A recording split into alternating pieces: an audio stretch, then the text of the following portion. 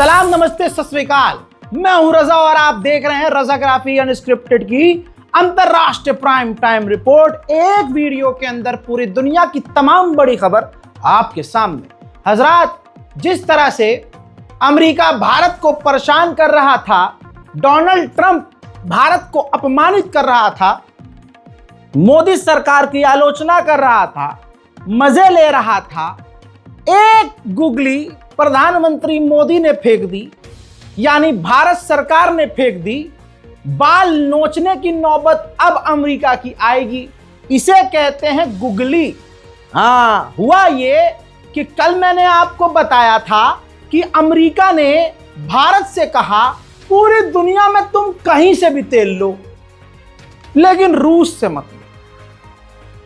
यह बात हमारी सरकार ने ऐसी पकड़ी, भारत ने ऐसी पकड़ी कि फिर गुगली फेंकी और सीधा क्लीन बोल्ड डोनाल्ड ट्रंप। कैसे?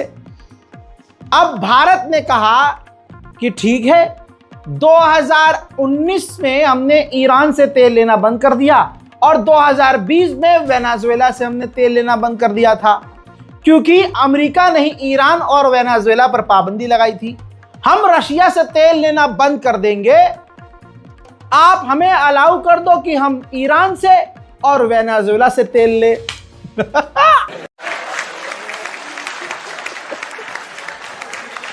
हजरत मोहतरम, बुरी तरह से फंस गया भाई। अब कौन फंसा? ट्रंप फंसा बे।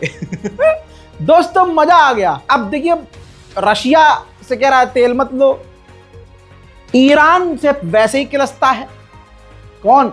अमेरिका। और वेनेजुएला से तो जंग के एकदम मुहाने पर है अमेरिका। तो अब देखना यह कि अमेरिकी सरकार करेगी क्या, ट्रंप सरकार करेगी क्या। मौके के इंतजार में थे प्रधानमंत्री मोदी और मौका मिलते ही चौका नहीं मार दिया, सीधा छक्का। उधर अमेरिका ने कहा है कि भारत से हमारी बातचीत चल रही है, लेकिन हम तेल पर फोकस कर रहे हैं और हम भारत पर दबाव बना रहे हैं कि रूस से तेल न ले और कोई बीच का रास्ता निकल जाए। एक तरफ अमेरिका कह रहा है हम भारत से बात कर रहे हैं, दूसरी तरफ वो भारत के खिलाफ साजिश रच रहा है। अमेरिका ने दो इंडियन पर बैन लगा दिया है, यह कहते हुए कि इनकी कंपनियां अमेरिका में जो बनाई है, इन्होंने ये ड्रग्स की तस्करी कर रहे हैं, नशा फैला रहे हैं। वाह! अब डोनाल्ड ट्रंप, तू कौन सा नशा करता है पहले वो बता। एक जगह तो भारत को फायदा हो गया। अमेरिका के ऑफिशियल ने कहा कि डोनाल्ड ट्रंप कश्मीर का मुद्दा हल करने में इंटरेस्टेड नहीं है और भारत का स्टैंड ही यही है कि जो जगह हमारी है उस पर तीसरा कोई बकचोदी करेगा क्यों। तो यहां पर तो भैया भारत के बल्ले बल्ले हैं कि अमेरिका ने कह दिया भाई हमें इसमें पड़ना ही नहीं है। उधर भारत की ताकत कोई आलू गोभी थोड़ी ना है। भाई, देश की सरकार का मामला अलग है, ताकत हमारी अलग है। हजरात, भारत की रक्षा तंत्र डीआरडीओ ने कमाल कर दिया। अजी, ट्रेन से मिसाइल दाग दी। आहा, मजा ही आ गया। ये वीडियो देखिए। भारत में ये पहली बार हुआ है कि ट्रेन से अग्नि प्राइम मिसाइल का टेस्ट कर लिया है। स्पेशल ट्रेन बनाई गई। रूस, चीन और नॉर्थ कोरिया के बाद ऐसा करने वाला चौथा देश अब सिर्फ भारत है। इसी वजह से भारत अब चाइना के आसपास भी चीन की तरह रेल की पटरियां बिछा रहा है और पूरे भारत के चारों तरफ ट्रेन की पटरियां बिछाने का प्रोजेक्ट भी चल रहा है। यानी अब कहीं भी ट्रेन से ही भारत मिसाइल दाग कर सामने वाले को सिंदूर, सुहागरात सारे मजे देगा। थोड़ा इंतजार का मजा लीजिए। भारत ने अपना MiG-21 फाइटर जेट रिटायर कर दिया, जिसके बाद Hindustan aeronautical company, Indian company को ही भारत सरकार ने 97 तेजस फाइटर जेट बनाने का ऑर्डर दे दिया है। इससे भाई ये काम बढ़िया किया है मोदी जी ने, क्योंकि ये भारत का खुद का स्वदेशी जहाज है, भारत की ही कंपनी बनाएगी और इससे काम भी भारतीयों को ही मिलेगा। देखिए, जो आदमी जहां सही करे वहां सही बोलना चाहिए, जहां विवाद है वहां तो भाई है, जिस मुद्दे पर हम राजी नहीं है। अब सुनिए, पाकिस्तान के लाहौर में जैन अली नाम का 17 साल का झाटू लौंडा पबजी खेल रहा था। पबजी में हार गया, अम्मा की बंदूक उठाई, अम्मा की गोली मारी, भाई के गोली मारी, बहनों को गोली मारी, मार दिया सबको पबजी हारने में। फिर कोर्ट का भी खेल सुनिए। मामला जब पुलिस तक पहुंचा, कोर्ट तक पहुंचा, तो कोर्ट ने उसको 100 साल की सजा सुना दी है। अबे 100 साल वो जिएगा? खैर चलो ठीक है भाई, जो किया उसने किया। पाबंदी तो फिर बैन जो है पबजी पर भी लगना चाहिए था ना। पबजी को कैसे बैन कर देंगे भाई, दूसरे देश वाले नाराज हो जाएंगे ना, चाइना वाइना। बहरहाल जैन अली एक ऐसा इंसान जो पबजी में हारा तो अपनी अम्मा, बहन, भाइयों को गोली मार दी। इन्हीं सब चीजों का तो फायदा उठाया जाता है भारत के अंदर एक खास झुंड के द्वारा, और फिर सारा खेल आपको पता ही है। वहीं प्रधानमंत्री की दोस्ती आज हमको शर्मसार कर रही है। यह तस्वीर देखिए, एंकी पैंकी शैंकी, बीच में डोनाल्ड ट्रंप, एक तरफ पाकिस्तान के सेनापति और एक तरफ पाकिस्तान के प्रधानमंत्री। यहां तक कि पाकिस्तान के सेनापति की, आसिम मुनीर की, ट्रंप ने यूं तारीफ की कि कहा कि ये जो पाकिस्तान के आर्मी चीफ हैं, ये ग्रेट गाय है, महान व्यक्ति। मोदी जी, अरे कहां हो यार मोदी जी? उधर अमेरिका के अंदर एक बार ये तस्वीर भी आ गई सामने। बांग्लादेश के प्रधानमंत्री और पाकिस्तान के प्रधानमंत्री दोनों ने मुलाकात की है, इकोनॉमिक टाइज पर बात की है, ट्रेड पर बात की है। दोनों करीब आ रहे हैं, बहुत जल्द कई बड़ी डील का ऐलान भी किया जा सकता है। उधर पाकिस्तान ने अपने स्कूल के और कॉलेज के सिलेबस में भारत के खिलाफ पढ़ाना शुरू कर दिया, बल्कि रिपोर्ट यह है कि सिलेबस में जोड़ते हुए भारत के 26 ठिकाने तबाह करने का दावा किया है। भारत, और लिखा है उसने कि भारत ने आरोप लगाकर, इल्जाम लगाकर पाकिस्तान पर हमला किया। देखिए, इसका तो नहीं पता कि इल्जाम था कि क्या था, लेकिन 26 ठिकाने, अरे दिमाग ठिकाने पर है।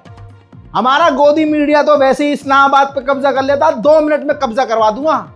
आड़ी टेढ़ी बात मत करना तुम मुझसे, तो पता नहीं है मेरे पास गोदी मीडिया है। अभी रातों रात इस्लामाबाद पे कब्जा हो जाएगा। मोदी जी। अमेरिका के डिफेंस मिनिस्टर ने पूरी दुनिया में उसके जहां जहां अमेरिका के टॉप जनरल तैनात हैं, सबको बुलाया है इमरजेंसी मीटिंग के लिए। कबाब खाने नहीं भाई, बहुत सीरियस मैटर है। और अमेरिका आगे क्या करने वाला है, क्या मिडिल ईस्ट में कहीं हमला होने वाला है, कुछ भी हो सकता है। उधर नेपाल की प्रधानमंत्री जो बनी है, उन्होंने कानून बना दिया है कि अब 18 साल का नहीं, अब घटाकर उम्र 16 साल कर दी है। 16 साल का बच्चा भी अब वोट दे सकता है। भाई क्यों नहीं दे सकता, बिल्कुल सही बात है। हमारे टाइम पे, मतलब जो 90s से पहले वाले बच्चे होंगे, 92 से पहले, भाई उस टाइम पे 16 साल 17 साल के बच्चे होते थे। आज के टाइम तो 16-17 साल का बच्चा बाप बनने को तैयार है, ऐसे काम कर रहा है। अभी सही से साले उगे नहीं होते, ओयो में पकड़े जाते हैं, अम्मी चप्पल से मारती विलाती है घर को। ये हाल है भाई। मोदी जी।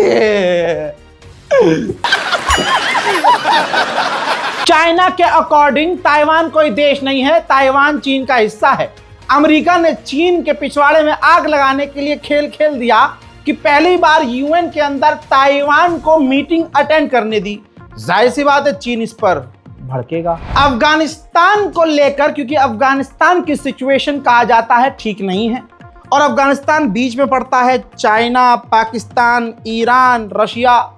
तो रशिया, ईरान, चाइना और पाकिस्तान ने अफगानिस्तान की सिचुएशन पर डिस्कशन किया है न्यूयॉर्क में। म्यांमार में मिलिट्री कूप, मिलिट्री का कब्जा है, लेकिन रशिया की इन्वॉल्वमेंट क्या है वो तो आप जाने। रिपोर्ट आपकी स्क्रीन पर, इस वीडियो को देखिए। म्यांमार का आर्मी चीफ व्लादिमीर पुतिन से मिलने के लिए रशिया पहुंच गया। खिचड़ी रशिया और म्यांमार के बीच पक रही है। उधर रूस के डिप्टी प्राइम मिनिस्टर भारत आए, स्पेशली प्रधानमंत्री मोदी से मिलने के लिए। भारत और रूस की दोस्ती इस वक्त काफी पक्की है और हमारी दुआ है कि रशिया हमारा साथी हमेशा रहे। अच्छा, अमेरिका में डोनाल्ड ट्रंप ने फ्रांस के राष्ट्रपति और तुर्की के राष्ट्रपति को सड़क पर रुकवा दिया था। ट्रैफिक मतलब कॉन्वॉय आ रहा था ना उनका, डोनाल्ड ट्रंप का, तो वो तस्वीर मैं आपको दिखा चुका हूं। भाई वो अकेले नहीं, वो 2 लोग सिर्फ नहीं थे, तीसरा और था। आपकी स्क्रीन पर देखिए, ये जो व्यक्ति है ये साउथ कोरिया के प्रेसिडेंट हैं। ये भी सड़क किनारे खड़े रहे काफी देर तक, जब तक डोनाल्ड ट्रंप का काफिला वहां से गुजर नहीं गया। उधर बांग्लादेश के पीएम केयरटेकर यूनुस ने कहा है कि भारत से हमारे रिश्ते खराब है। रिपोर्ट आपकी स्क्रीन पर।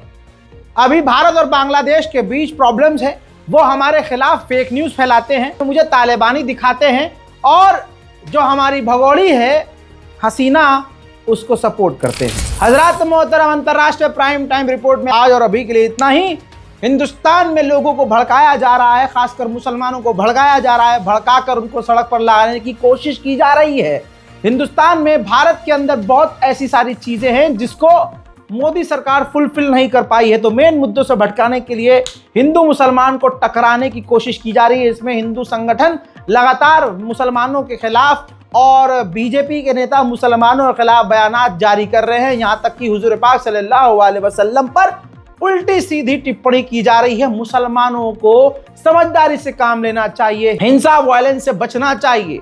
दोस्तों, भीड़ का हिस्सा मत बनिएगा, क्योंकि ये एक साजिश है, ट्रैप है। दोस्तों सोचिए, अभिषेक ठाकुर नाम का इंसान और ऐसे दसियों लोग राजधानी दिल्ली में खड़े होकर, वो भी सेंटर में कनॉट प्लेस में खड़े होकर, मीडिया पर आकर, चैनलों पर आकर मुसलमानों को गरिया रहे हैं और हुजूर पाक सल्लल्लाहु अलैहि वसल्लम को अपमानित कर रहे हैं, दीन को गालियां बक रहे हैं, मुसलमान लड़कियों पर गंदी टिप्पणियां कर रहे हैं और उनके खिलाफ कार्रवाई नहीं हो रही है। तो इसके पीछे क्या मंशा है आप समझ रहे हैं। अब प्रैक्टिकल देखिए, जब आप सड़क पर उतरे कि भाई हमारे हुजूर के बारे में ये कैसे बोल दिया, हम इस पर पिटीशन दाखिल करेंगे, हम ये करेंगे वो, तो उल्टा आपको गिरफ्तार किया जा रहा है, आप पर लाठी भाजी जा रही है, आपके घर तोड़े जा रहे हैं। यही तो जाल था, यही तो जाल था। सवाल यह कि हम क्या करें। अरे भाई, हिंदुस्तान में इतनी बड़ी बड़ी संस्थाएं हैं, ये जामा मस्जिद के मौलाना खामोश हैं, शाही इमाम खामोश हैं, मुस्लिम पर्सनल लॉ बोर्ड खामोश है। जब इनको वोट चाहिए होता है, जब इनको बयानबाजी करनी होती है, तो मस्त आगे आ जाते हैं, बीच का रास्ता निकाल के चलते हैं, क्योंकि भाई जरूरी है गद्दी ना इनके लिए भी।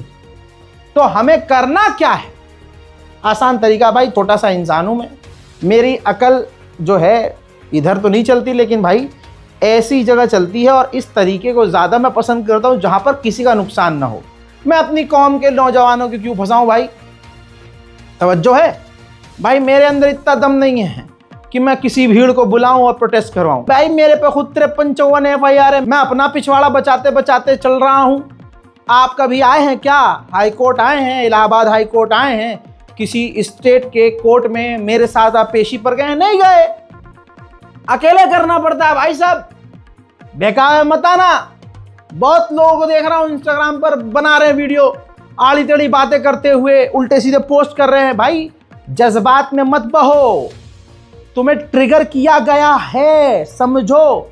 फिर करे क्या, आपकी स्क्रीन पर कुछ नहीं करना, अपने फोन से स्कैनर को स्कैन करना है और मोहब्बत से जीमेल आईडी डालो, अपना नाम डालो, पिटीशन दाखिल करो। यूएन की पिटीशन है, ऑटोमेटिकली ये पिटीशन हमारी ट्रेंड पर आ चुकी है। और अफसोस इस बात का है कि एक दिन के अंदर, 24 घंटे के अंदर जितने इसमें साइन होने चाहिए थे, मुसलमानों ने, कौम ने वो नहीं किए। सड़क पर उतरने के लिए तैयार हैं भाई, उल्टा सीधा बोलने को भी तैयार हैं, रिएक्शन वीडियो बनाने को तैयार है। भाई वो गलत रास्ता है, संविधान कानून का रास्ता और इंटरनेशनल लॉ के मुताबिक जो रास्ता मैं आपको बता रहा हूं वो यूएन में पिटीशन है। तो भाई आप कीजिए, साइन कीजिए, करवाइए। और मैंने देखा कि ये लोग इसको प्रिंट आउट करके सड़कों पर खड़े हो गए भाई जबरदस्ती। अरे भाई स्कैनर इसलिए है कि किसी को मोबाइल पर भेज दो, वो खुद कर लेगा स्कैन अपने दुकान में, अपने जगह पर। ये नहीं कि भाई सड़क जाम करके रोड पे बैनर लगा खड़ा होगा, भाई करो स्कैन। बात तो तब भी वही हो गई, तब भी भीड़ इकट्ठे कर रहे हो। अल्लाह ना करे कोई बात हो जाए, मामला गर्म हो जाए, बहसबाजी हो जाए, तो बात तो फिर वही हो गई, फिर तुम जेल के अंदर। तो भाई जो काम शांति और प्यार से होता है वो चीख चिल्ला के नहीं होता है। चीखते चिल्लाते दूसरे लोग हैं जिनको पता हो कि भाई हमारे अंदर ताकत नहीं है। दिमाग लगाइए, एनर्जी कम लगानी पड़ेगी। इस रिपोर्ट को शेयर कीजिए, अपनी दुआओं में मुझे याद रखिए। आप देख रहे थे रज़ा ग्राफी अनस्क्रिप्टेड। भैया इतनी मेहनत कर रहे हैं, चैनल सब्सक्राइब करने को बोलना पड़ेगा क्या? चलिए बोल देते हैं, प्लीज़ चैनल को सब्सक्राइब कीजिए। जय हिंद।